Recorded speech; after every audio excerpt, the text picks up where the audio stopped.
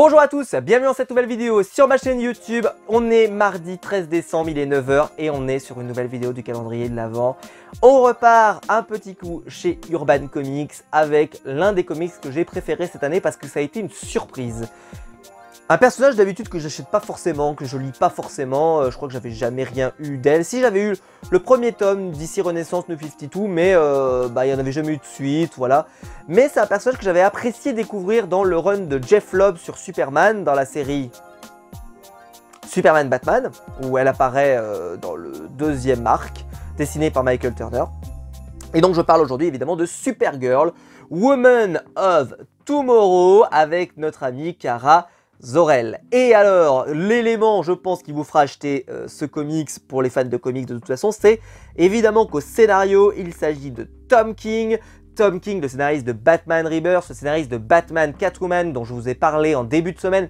Et je lis vos commentaires quand vous commentez mon calendrier, et vous êtes nombreux à m'avoir dit que pour vous ça avait été la meilleure lecture de l'année. Et je suis assez d'accord avec vous si je exclus Batman Imposter, et les Daredevil évidemment, parce que Batman Imposter pour moi c'est vraiment extraordinaire, je l'ai dévoré.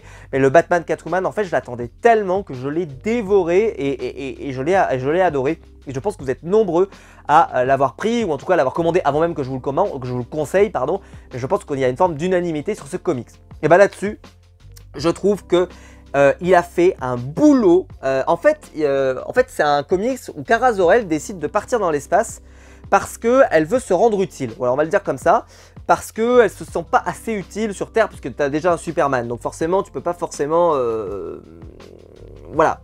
Et en fait, ils n'ont pas besoin d'elle. Voilà, comment le dire d'autre. C'est comme quand on a un Nightwing et un Batman. Au final, il vaut mieux mettre Nightwing dans une autre ville, ce qu'ils ont fait d'ailleurs dans de nombreux runs. Il vaut mieux l'envoyer ailleurs parce qu'au final, Nightwing, c'est un héros qui est super, mais il n'est pas Batman. Et il peut, même s'il a pu prendre le costume de Batman pour Dick Grayson, mais bon, peu importe. Mais en tout cas, voilà, c'est pas Batman. Il vaut mieux le mettre à part, presque limite, pour qu'il puisse avoir ses propres histoires, ses propres aventures et pouvoir ne pas se marcher sur les pieds avec Batman. Alors, donc, comment dire, elle se rend compte, plus ou moins, donc Supergirl, qu'elle n'a pas eu peut-être l'impact, ou la vie en tout cas, qu'elle aurait espéré avoir. Et elle décide donc de partir. Donc c'est un titre de science-fiction à fond, hein, je vous montre rien que les paysages déjà, hein, voilà, vous voyez bien. Et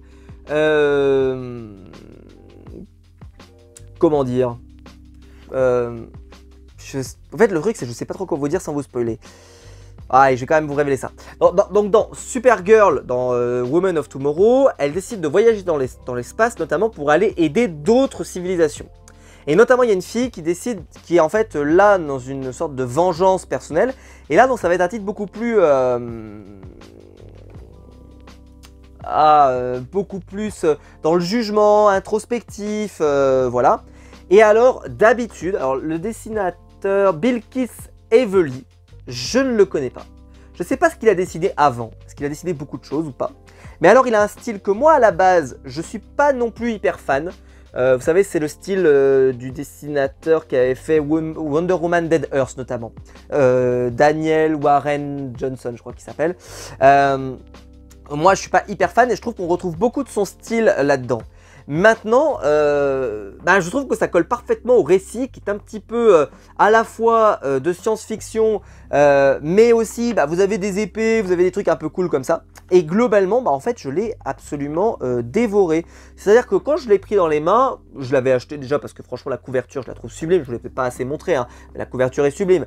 Puis je me suis dit, voilà, je vais pas être déçu. Et en fait, ça m'a emmené dans une sorte de voyage où Supergirl, elle a envie de se prouver des choses. Elle a envie de prouver des choses aux autres, mais elle a envie de se prouver des choses.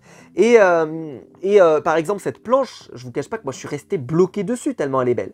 Et je vais pas aller trop loin parce que je ne voudrais pas trop vous en révéler, mais vous voyez, vous avez vraiment des effets de style qui sont magnifiques. Et en fait, le dessinateur m'a convaincu page après page qu'il était vraiment exceptionnel. Et personnellement, je me suis régalé à lire ce comics. C'est un des comics que je peux le plus vous conseiller si vous voulez lire le personnage de Supergirl, puisqu'il n'y a pas grand chose à part Superman, Batman de Jeff Lobb. Prenez-le, hein, vraiment c'est trop bien.